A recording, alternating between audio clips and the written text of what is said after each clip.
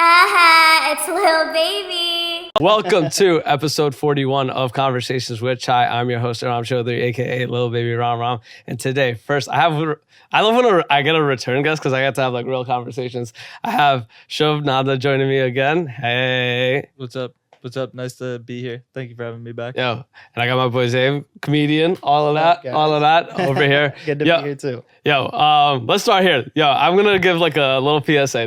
This, just for context, I hit Shubh saying, honestly, let's just get high and talk about the universe, right? That was my pitch to get Shubh over here today, right? Like, and I was like, yo, so that's the energy that I'm on. So we're about to talk about whatever. But I was, we were talking about it outside of something I wanted to touch because Shubh has such like random knowledge. He was carrying around like books in his bag, and he's showing me what he's reading. Yeah. Yo, tell me what you're reading. Tell me what you're reading. I'm rereading the Mahabharata, which is the ancient Hindu epic, one of the two itihasas that make up like the basis of Hindu mythology. And I'm reading just a graphic novel about the involvement of Indian soldiers in World War II.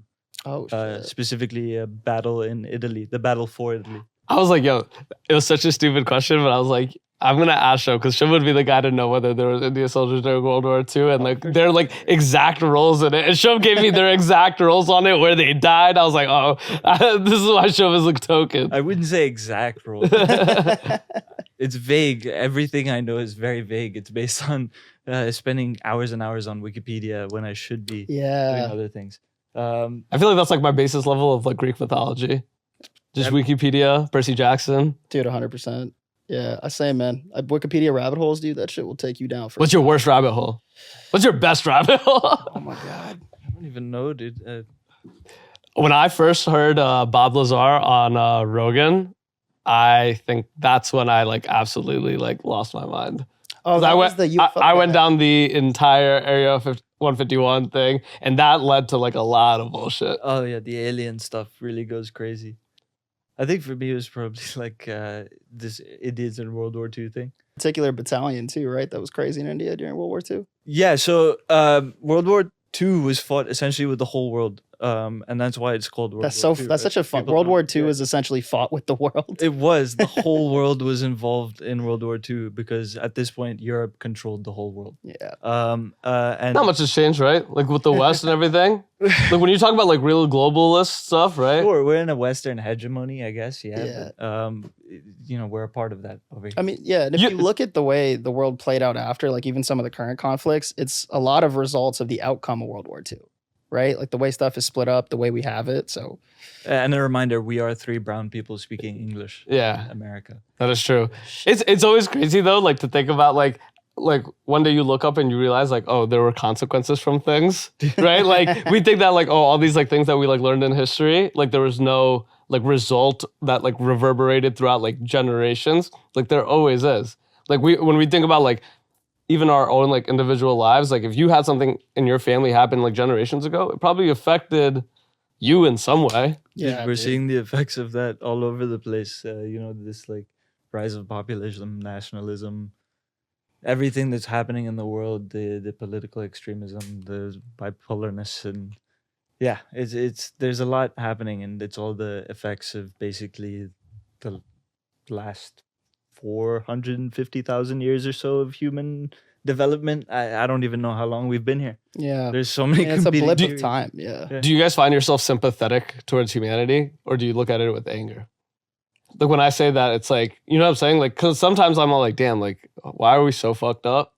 Right? But then I'm all like, damn, we had a lot of time to make like a lot of mistakes. And to think that we always made the best choices. You know what I'm saying? Like, so when you say sympathy, like, I guess expand on that a little more. But I think that there's a lot of times where we again, like I go back to it because I'm like such like a cynic when it comes to like things, but I also try to give like humanity like a little bit of like grace in the sense of like, I'm a cynic which is like, damn, like everybody fucked up and everybody evil, right? And I'm just like, are people trying their best out there? I hope so. Like in terms of like on like a global, not like us. Like I know individual people are trying, right? Yeah. But it's like when I think about like globally, I hope so. I think, look, the sheer scale of the amount of people that have been on this earth, most of us have just tried to survive. Some of us have come here with other ideas, whether that's domination or the pursuit of like a passion. You know, there's extremes to that, obviously. But you know, this is a world where one person can make a global impact, Yeah. especially in this world today. So it's hard. You have to have grace for humanity, because there's no way you can put the actions of one person that influence like a small group of people to affect the world to reflect the entire amount of people that have been here before us. Let me ask you something, because you've worked in entertainment, right? Do you think that there's places like outside of entertainment, I'm just talking on a level that you can make a difference? Do you think that is still possible without you co-signing certain like things, personalities, right? Like, because to do business at like a big level, right? Like whether it's politics, whether it's like creative, like do you not have to sacrifice something, some moral ground to get there?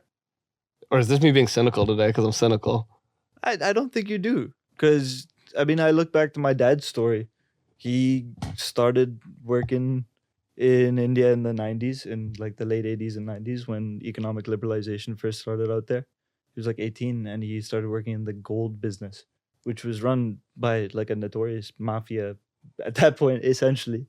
But as far as I know, he carried himself with integrity throughout, because that's what I've seen him do since I've been alive, which is 24 years at this point.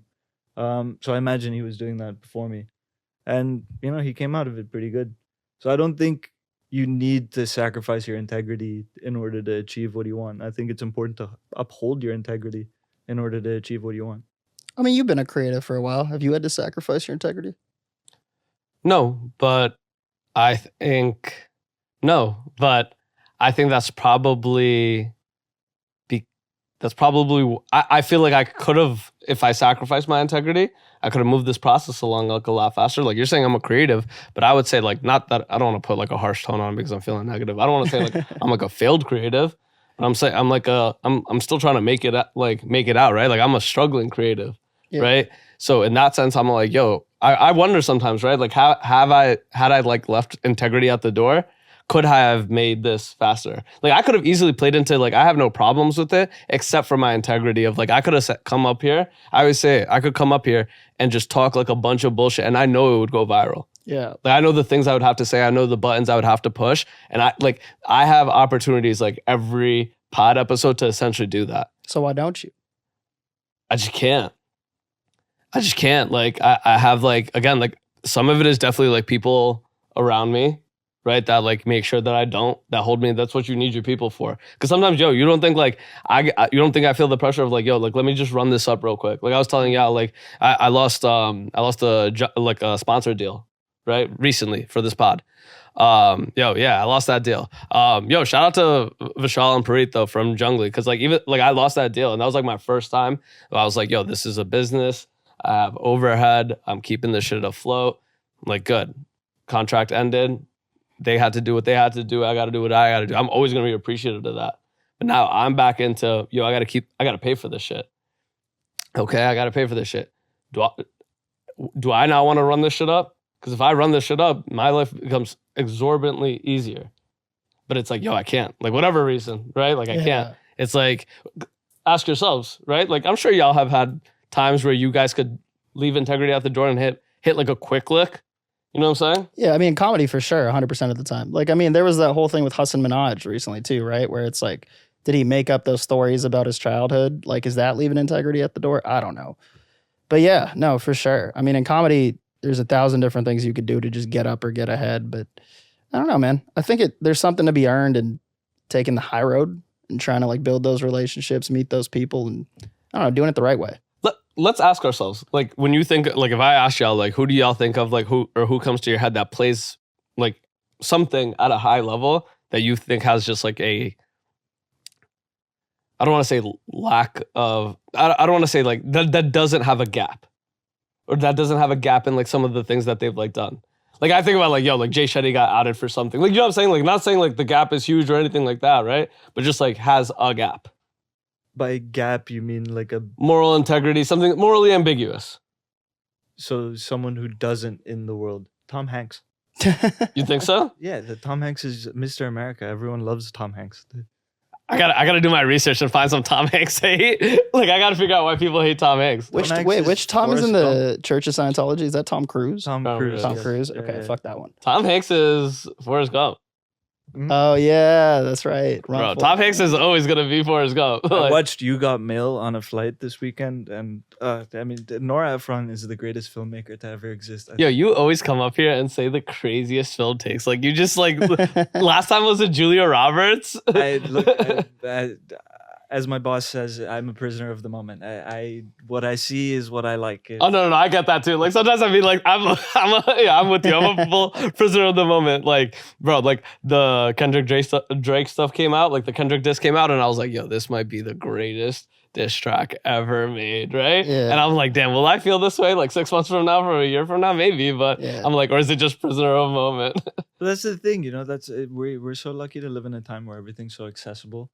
It's pointless to like have favorites that you're attached to. Of course, you should go back and watch what you like, but watch what you're feeling like you're watching. But you have the chance to explore stuff. Watch something new. Watch something old.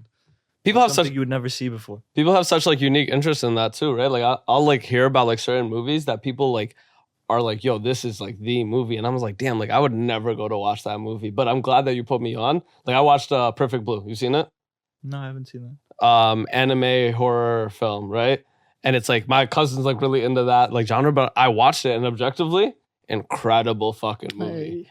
But it's like, yo, I would never go to watch that. Like with what my movie palette is, like I'm just never going to watch that by my own accord. Yeah. But I'm glad I did, right? I feel like my attention span has dropped off so much the past like 2 years that I don't watch. Like I cannot sit through an entire movie Bro, unless I'm with like a homie it's or the like, a world. friend. Bro, it's the world. Yeah, no, It's for the sure. world. Like people like do not have that attention span. I mean, we consume media now in like 60-second intervals, right? You're gonna get somebody to sit down for like an hour, 30. Even a TV show, I struggle with. I've sometimes. been watching movies on TikTok. Yeah, fuck yeah, that's a you problem. should be ashamed to admit that as a filmmaker. No, but he's right. Yo, you are the worst. There are some Hindi movies that are not available on streaming that are available on Oh, you're being Instagram. serious. Oh They shit. Split them up into 150 parts, Oh, you're still going. and I watch through them because that's the only way you can watch them.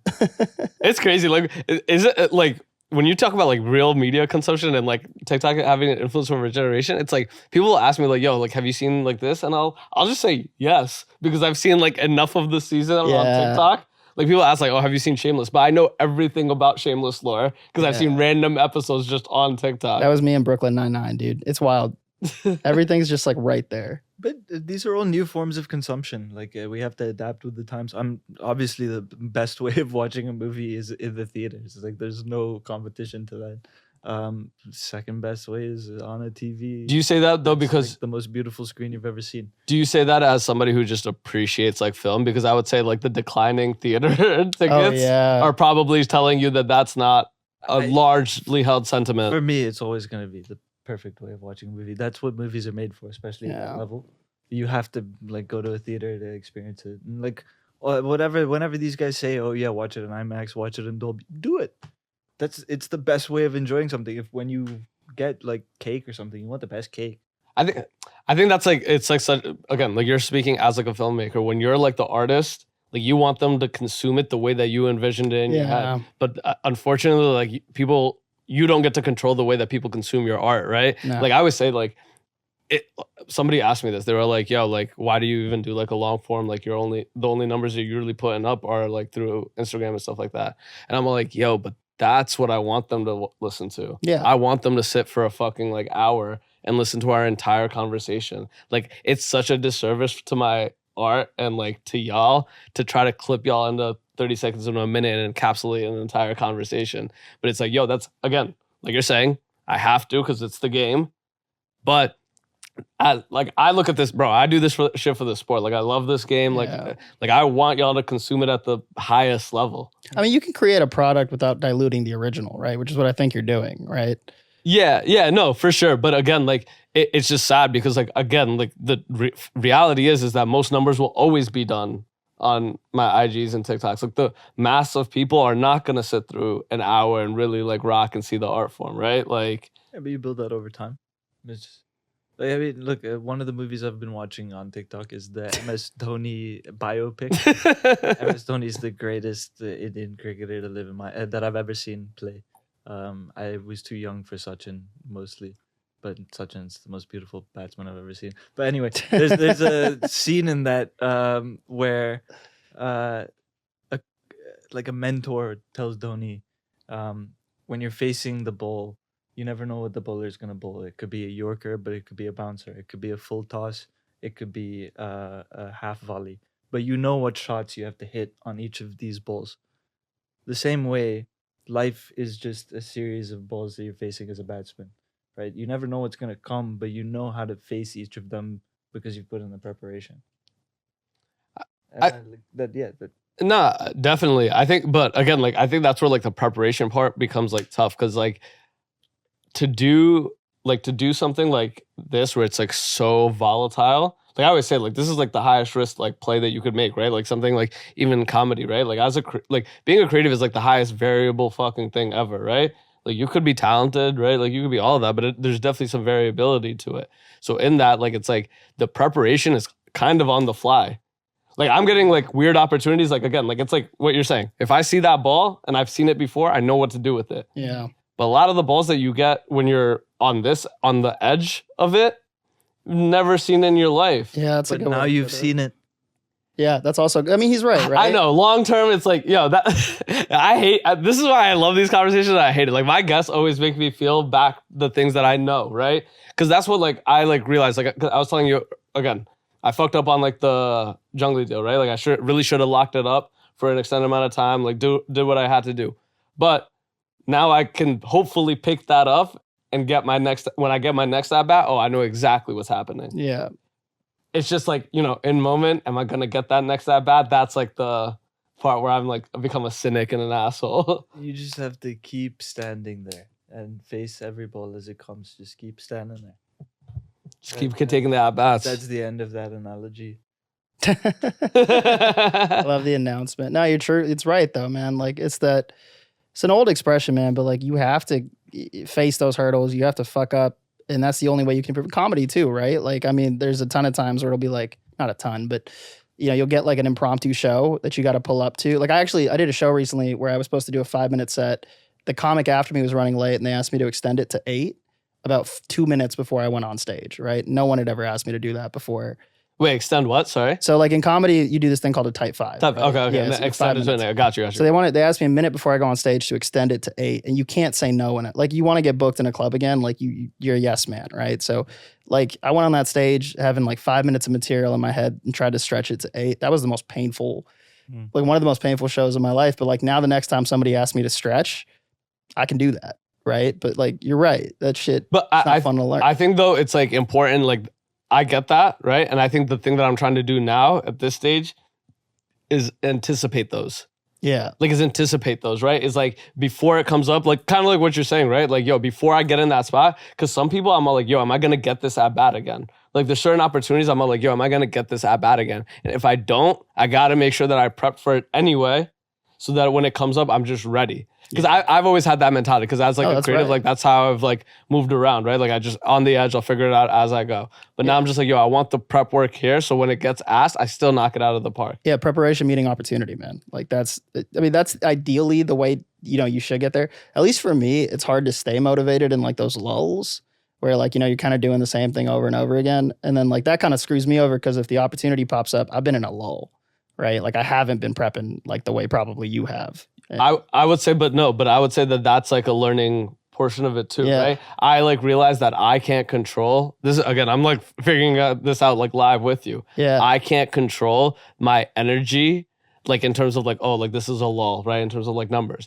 But what I can control, and this is like why I wanted to have like a certain like attitude towards my like coming, like this episode. I always try to say I bring 100, but I gotta be like on like no matter who's here, no matter who's watching, I gotta always be like fire. Here's Sachinism though. Sachinism is hilarious. Is that a thing? I don't know. Maybe, I'm sure.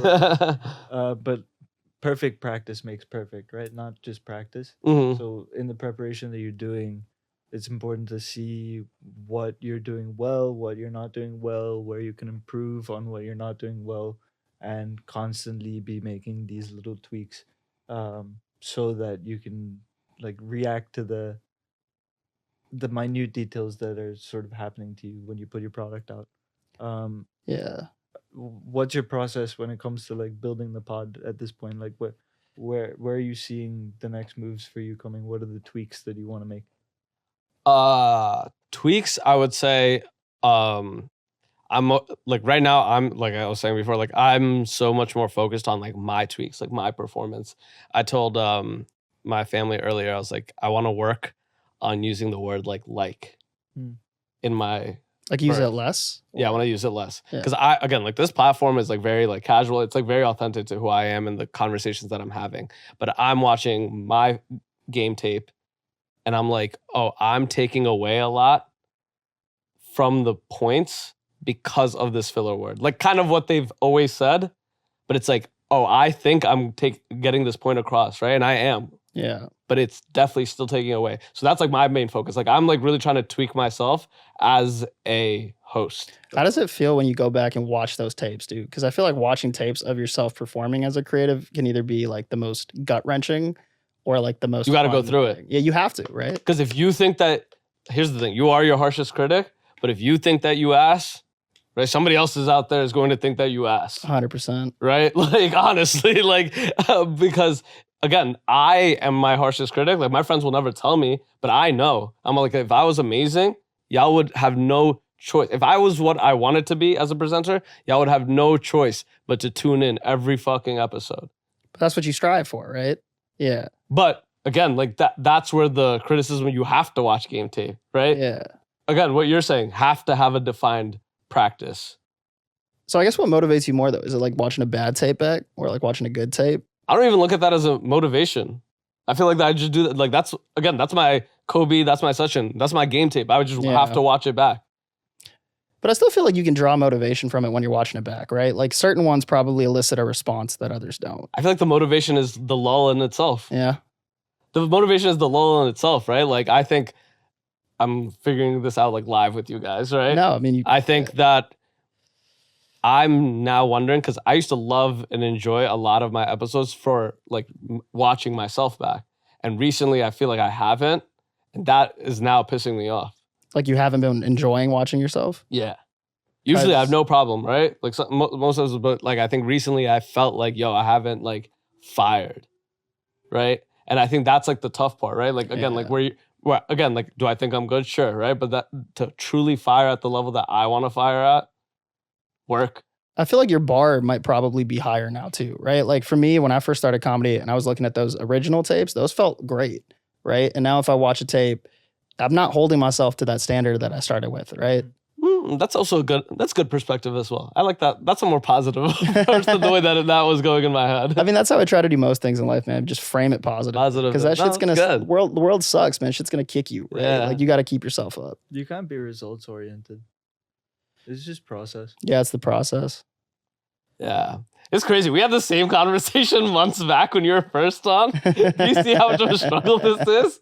Like you would think that like 6 months ago when I had this conversation with Shubh, Dude, that 6 months later I'd be like completely in a different place. This is not life, I right? wanted to Yeah. ask you. I wanted to open with how does it feel to be like on Mount Stupid?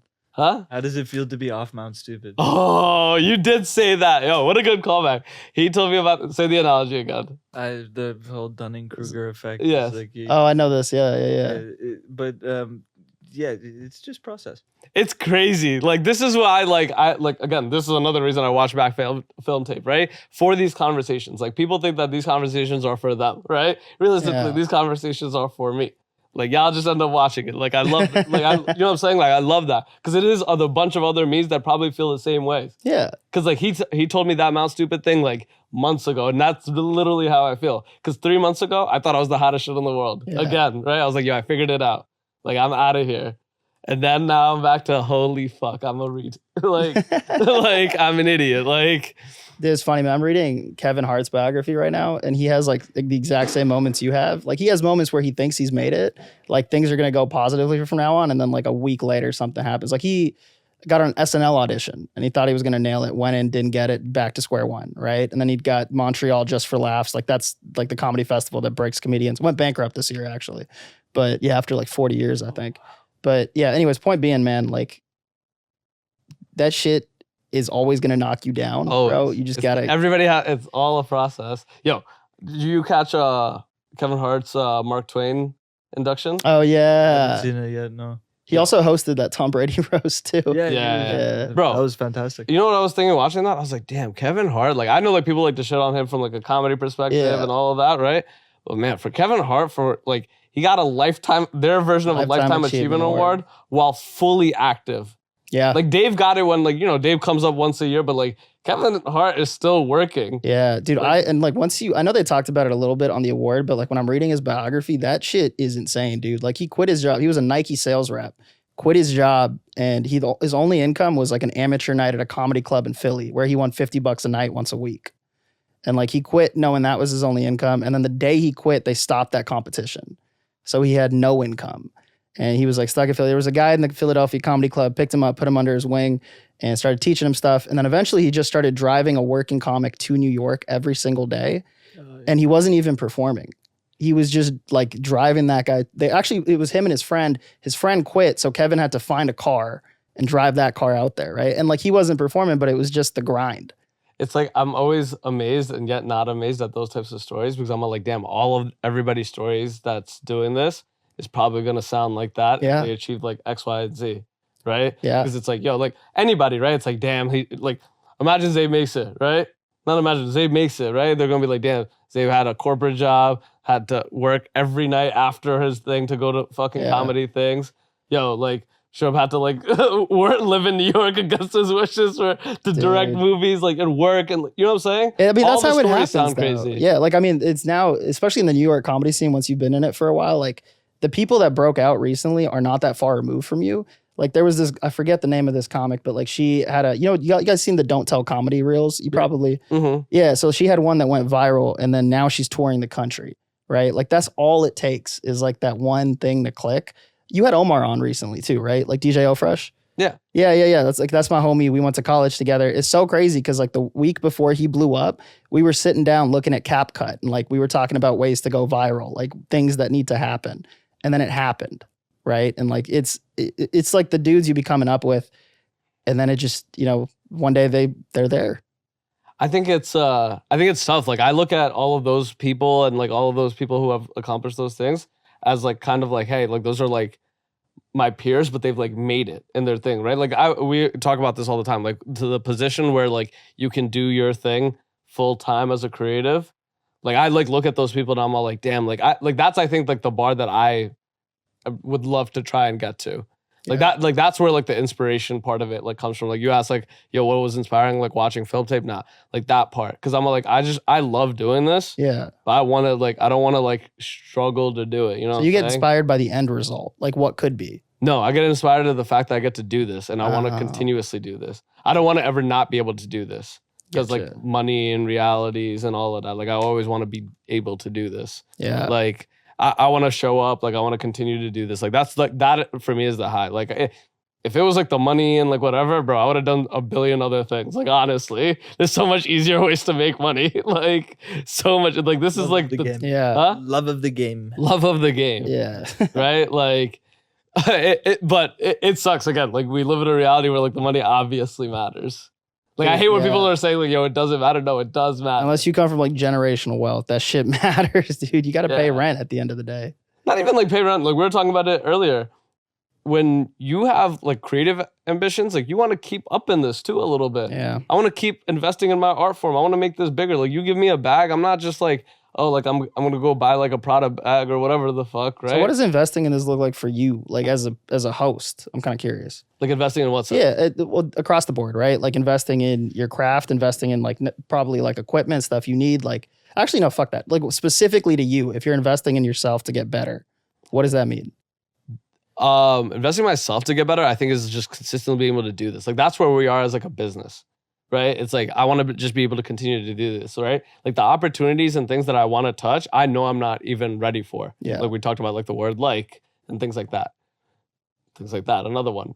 But I want to be able to do this and get to that. So like for me, it's just the sustainability piece. Yeah. Can I keep showing up? Can I keep improving by getting to have more and more conversations? Like every time I host, right? It's like playing, like when you're a rookie in the league, you suck. Yeah. But as soon as you start playing at that level consistently, you're getting better. Like, yeah, I'm doing the reps behind the scenes. Yeah. But I also got to put in my like real game experience. All the practice in the world don't mean shit when you come on.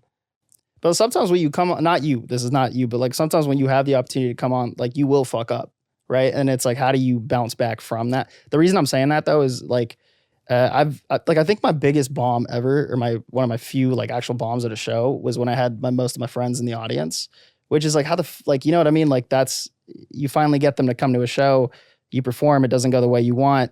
And it's like, you got to bounce back from that and stay motivated. That's why I was kind of asking you, like when you're watching your film, like, is it the good stuff that motivates you or is it the bad stuff? If that makes sense. I think probably like the good, like I see small pockets of where I think like, oh, like I could be great. Yeah. I see small pockets of that. But when I see like the people that I like look up to in like podcasting and media and whatever, right? They just do that every single time, right? Like when Joe Budden shows up, like the entire 4 hours is going to be insane. It's going to be up to a certain standard, right? Like when Rogan has an interview, it's amazing. Yeah. Like, you know, the type of conversation, you know what the brand brings. They also know what their identity is. Yeah, that's what I was going to say. Like, what would you say you want this podcast to be? What do you want it to be? Is like, what is the identity of this podcast?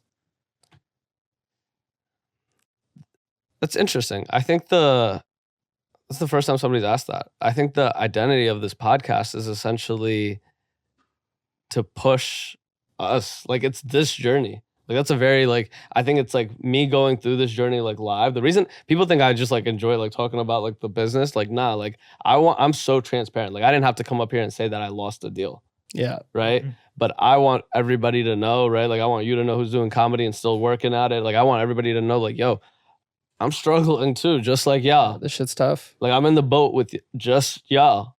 I always say that. Like, I can't ever hate on like another creator or another person trying to do something creative, because yo, like, I understand the struggle more than anybody else in your life. You are my sibling in that. You are like my brother and my sister in creative, because I know your struggle and you know mine. Like, we don't know the exact finer details, but we know that we working. Right. Yeah. Right. There's a certain level of like, no matter what level, anytime I see people showing up for the right reasons and truly showing up, I know what it is. Like, I know how hard it is. I know like the time you're sacrificing. I know the money you're sacrificing. I know the personal relationships that you're sacrificing if you're doing this. Yeah. And anybody who's really doing it, I understand that. Yeah. Like, I see, like, I was talking about it. I see Ani putting in like 18-hour days, 16-hour days at Kolkata, right? I see Kahani and Kunal like touring like constantly. You think that shit is like easy? Like, they've been touring since like December last year till where are we now, and are going to continue to tour week in, week out, different venue, different place. Yeah. Like, that's, Yeah. you know what I'm saying? Like, that's what we all are doing at our own part of it. That's what we're all doing in this, you know, not at that level, but we're all putting in that. Yeah. No. I edited a pod this morning, had a full 9 to 5, came here, probably going to go back to work, right? Yeah. Still moving around my shit. That's what it is. I mean, that shows how much you love it, right? Like, if you're willing to put in that many hours outside of like your work day. I mean, we talked about this before the pod even too, right? Like, you know, sometimes if you're a creative, corporate can kind of feel like it's in the way of the thing that you enjoy doing, which is wild. When do you start feeling like an addict though? When do you start feeling like, oh, like this is like a negative? For work? Huh? No, for this. Like, for creativity, like for like just getting to work. I think it's perception, man, or framing. It's a privilege to be able to create, dude. What are you talking about? No one is asking you to put any of your work out there. I think you go out there, and when you put this out there, it's for your own personal fulfillment. So that is in itself a privilege. The majority of the world doesn't have access to this. So when you come up here and you give it the grace that it deserves. That is, and which is something I've seen you do on your pods. But that's the point of creation is you give it your best because it is a privilege. Not everyone gets to do this. But okay, so when we talk about like, again, like let's say like comedy, right? Like somebody who you're saying like it's a privilege to do this, and I agree, right? Like I'm playing devil's advocate, but then what do you tell the comedian that's 50 years old, still working the comedy room, trying to make it?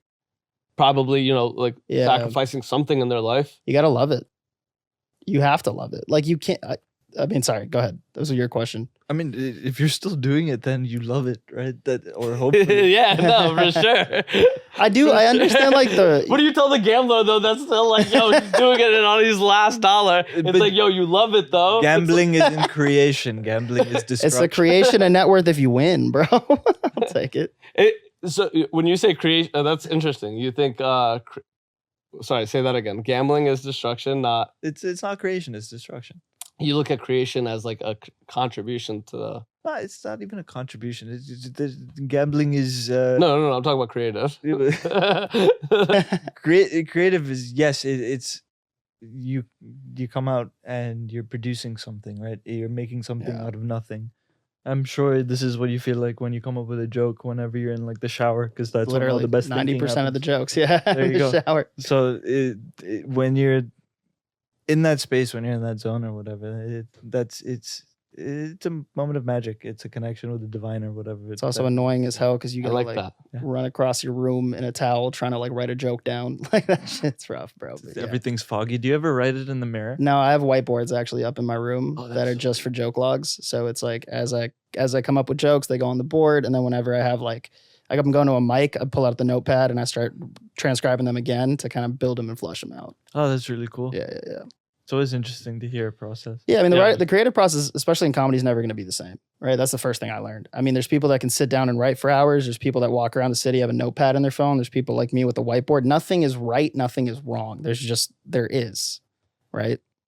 Yep. Yeah, Shubh give me real Rick Rubin vibes. I gotta talk to Shubh more when I'm in a creative funk. I gotta tell you, like I feel mad more inspired. Like Shubh always gets me like, yo, like nah, yo, thank you for that. Thank you for that. No, like honestly, I appreciate it. I like needed that today. Of course. I like needed that today. Like I needed it to be told that like what it is, right? Like It takes forever, but you just have to keep doing it. I think like the more important thing that I got out of that is like just like yo, like this is like a privilege, right? Like I get to come here and kick it with y'all. Like honestly, because I think that again, you're right. Like I always like it's like when shit is like back against the wall, you always feel like negative towards it and you hate it. And then that's when the thing isn't even to your best ability. And that's what I was saying earlier. Like you just have to love it, right? Like even if all the shit hits the wall and you're having like a horrible couple weeks, like you have to love it. Otherwise, you wouldn't be doing the creativity. It truly is like a real relationship, right? Where it's like, yo, you have to love it. Yeah. Like it's like, yo, like sometimes you'll be angry at it. Sometimes you'll be like frustrated. Sometimes but you'll doubt yourself. Like, sometimes you'll doubt it. Yeah. But you still love it. It's rough. It's rough, but it's also like beautiful, dude. Like it truly is, man. Like, I mean, we talked about this earlier, like people's come up stories, like that happens because they love it and they didn't quit. It's just like the next day. Omar, I keep referencing him, but he actually had a quote that like to this day is still one of the most inspirational I've heard. This is about like a month before he blew up, where we were, or not a month, a couple months before he blew up, we were skiing at a friend's bachelor party and we were like on top of the hill. And he was like, the only difference between the person that made it and the person that didn't is the person that made it kept going. Right. And then this is a guy that's been trying for 10 years and then he makes it 2 weeks later. Right. Like that to me is like the most telling example of that. But that's why it's beautiful. Right. Like you never know when it's going to happen. Just happens. Yeah. I think that's when it happens, right? Do you think that like people feel it? Like when it's happening? I'm sure. I don't know. But I haven't seen it personally. But it's always happening, isn't it? I think, yeah, no, that's a wrong way of looking at it. It's always I happening. think it is always happening. Yeah. Because you never know what part of the like story that this is. What do you mean by when do you know? If it's happening is like intense worldwide success, that's not a guarantee. Mm-hmm. So you have to treat it like it's always happening, because it's the process. I think when we hear about like people's processes, whether it's like yours, right? Like, I think that the thing that astounds me is that like we all are working through it, because that's not something that Yeah. you've always done, right? No, absolutely Probably not. worked on it. Yeah, I mean, different iterations. But that's the thing, right? Like you keep trying to create and you figure it out, like what works for you. Even now, this might not work. Like maybe I switch it up in a couple months. I don't know, right? But speaking of switching it up, I thought we were talking about the universe. It's dope. The universe. Yeah. No, I'm just kidding. I think the aliens are coming. Hot take, I don't believe in aliens. Actually, so here's the reason, right? Like, I think a lot of people always say the universe is huge. How is it not aliens? I saw like this video one time that broke it down, that there's like a third thing, which is time. And humanity's existed for like a blip of the amount of time the earth has existed, let alone the universe. You'd have to match up with the time that the aliens are around as well, which is like, Shubh, do you believe in aliens? Of course. Okay. I just wanted to know where we all stood in the room. Yeah, oh, Now damn, we, I'm on a now we solo. can all just I'll say for not believing in aliens now. That's interesting. So you think, what are your reasons for believing in aliens? Long answer, short answer. Let's go medium, man. Long answer. The like the ancient Hindu what's it called? Creation myth is one of like a multiverse where one Vishnu takes a breath and releases 100 Brahmas.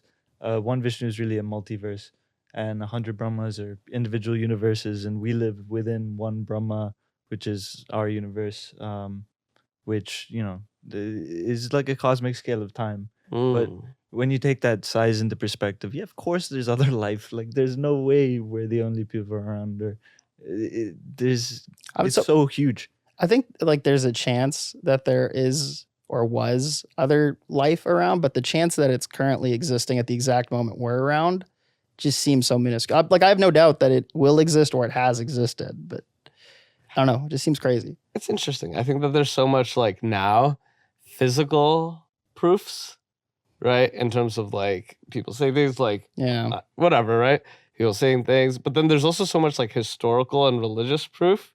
When you somebody got to look it up, but there's a TikTok account that basically breaks down how all of the major religions are essentially can be translated, not can be translated, can be interpreted as a story about aliens or a story about universes. That's I like interesting. that. Yeah. Right? Like all major religions, like essentially they go through it's like how it's like a metaphor and what have you, right? Or and how it leaves open for that creation. And that part I think is true. I think that I don't know about other religions, but I know like in Islam, like I think it's like open to believe that like there could be aliens. Yeah. Do you guys have like personal favorite stories and tales from your faiths? So I'm Muslim as well, right? But like I've done like a ton of research into like the founding of Islam and Prophet Muhammad, you know, himself. Like I just think just like the political stories of it is crazy. I also think like the battles that he was in are not talked about nearly enough. Like he was a great general, right? And like you listen to some of those stories and the decisions that he made. I also think there's some pretty dark ones in there too, right? Like that I don't probably want to get into here, but yeah, I mean, I'm a history nerd, so I dive into this stuff all the time. I can't think of a clear one off the top of the head, but I know there's one when he went, I think it was to Medina was the city he escaped to. Not escaped to, but I'm the wrong person to ask. yeah, I'm staring at you and you're I definitely have nodding. stories, but definitely not I'm the gonna sound like an idiot. confirmation I'm gonna yet. sound like an idiot if this Not the comes source out of and I'm truth. like way off. Anyways, I forget what city he was in, but like they sent like an army out to him and they were outnumbered, and they had this old tradition in Islam where you send in 3 of your best fighters from each side, and Hazrat Ali was one of the fighters that they sent in. And there's this famous story of he gets into a sword fight, a cloud of smoke pops up, and then you just hear somebody scream Allahu Akbar, and he's just standing there, and he had just taken down all 3, right? Like, I mean, obvious, and that's what Zulfikar, the sword, right? Which, like, I don't know. I mean, who knows what's true, what's not? But like, those are the stories that I think are really cool that no one talks about. Where it's like, yeah, No, that's really. Shubh, you have one? I mean, I have plenty, but I want to hear yours first. I think like the story of the Qurbani is probably like my favorite from like God providing.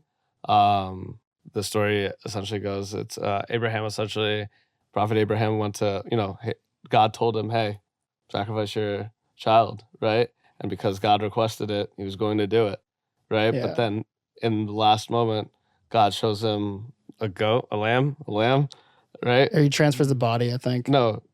Oh, what have you, essentially spares it, right? Right. Putting like, hey, like put your trust and faith in me, and like look at what I can provide. And I think that's like, for me, the reason that story just resonates is like, I always find myself like, my relationship with my faith is, you know, like everybody's is like my relationship. But I always return to that because I'm like, yo, when my back is against the wall, I do look up to like God to like, yo, like throw me one. Dude, that's wild. I remember hearing that exact same story when I was a kid. And I vividly remember as a kid being like, yo, God asked him to kill his son? It's like, what the hell? No, but the whole point is that, yo, like, God actually like put it in your faith. Yeah. Right? Like, because when we think about faith, sorry, bringing it back to like the creative aspect, that's faith. Yes. That's faith. Yeah. See, here's I'm actually like I'm atheist in the sense of like what I believe. I mean, but at this point in my life, I feel like religion is a cultural thing as well, right? Maybe, but I'm saying like the faith element of it is that, yo, you don't, again, you're saying like just keep doing it because you don't know. You really don't know because that's all faith is. Believe in something without having the physical like in your face smacking you. Dude, absolutely. Like, and that's how you really like go and pursue this. I mean, I'm curious. Your reaction is interesting to me. So you said that you're an atheist. Yeah. When the faith question comes, but like in this context, do you still feel the same way about that? In what context? Is there like a lack of faith in like the creative pursuit of success context? No. Or believing that the universe got you for putting in this labor. So I don't believe the universe got me. Like, if anything, I think it's just me and like the people. And that's also why like I try to build as many relationships as I can because I think the ball's in my court. This is like a long decision. And also, like, I'm not Sunni, right? Like, I'm Shia, I'm a Smiley, which is a very different sect of Islam than most. But I think for me, the second I accepted that, you know, no one's got me, I got myself, like, it became almost more freeing because it's like the ability to control your outcome. And yeah, you might get screwed. You might not make it. But like, if you don't make it, it's on you. Right. Like it's this responsibility. And that ownership extends, I think, to all the other aspects of my life. Like I used to sit there, and I'm very open about this. I was in therapy for like 7 years, right? And like at the beginning of it, I used to sit there and be like, I was dealt a shitty hand. Life sucks. Blame it on whoever. But I think over the course of, you know, therapy mixed with life, it's like you learn, like you have to have you. And like, you know, as a creative, as a person, I think that's important. Right. It's almost more freeing, which a lot of people I think are surprised by. I really love that. That's awesome. Shubh, since you have a 10 to 15 like year plan, do you have like faith in that plan? Because you say it like, hey, I'm going to do this. And that's faith, right? I have a goal that I'm trying to reach, and I like try to put in the work whenever I can. Hope, you know, going to the everyday point. Trying to do my best whenever I have the availability to get to where I want to be. I guess you classify that as faith. It's like faith in the process. Faith. It is faith in the process, right? Because you're believing in something. Yeah. Right? Without that end result doing that. We're rapping. Guys, appreciate y'all doing this. This time flew by. I know. Yeah, very fast. Shubh, you've done this before. Essentially, I end every podcast with a segment called Call Your Shot. Something that you are going to make happen in whatever time period that you want to put out for yourself. The whole process and idea behind it is that you go out, you do it, and then I can hit y'all with the video saying like, yo, what y'all called. So yeah, call your shot, whoever. After you. Yeah, I'm happy to take it first. So I last month I was in the Laughing Buddha Comedy Festival. I was a finalist, but I didn't place. And then I got the Jersey City Comedy Festival coming up next month. So my goal is to place in the top 3 there. I want to be able to do it. And then I also want to, you know, next year, looking back at this, get back into that Laughing Buddha Festival, and I want a top 3 finish there as well. Let's get it done. That's awesome. Yeah. Let's get it done. Ball's in your court. What you got? I want to have better posture. Next time. Next time you do this spot. Now I know I'm gonna look back at myself, be like, "Fuck that." Yeah, there it is. Fuck that posture. I've been staring at the screen the whole time. That's why I'm so glad. I've been staring at a tree. I tried not to today, guys. For real. Yo, boys. Thank you for this conversation. I needed it. Thank y'all for pulling in last minute. I needed it, and it's crazy. Like, these are the things that like reissue my faith. right? Because when I need something, I do truly be provided it, right? In the sense of this conversation, in the sense of whatever. I didn't know I needed this, right? It just worked out this way. Yeah. That's the universe. There you go. The universe. Yo, thank y'all for listening. Peace.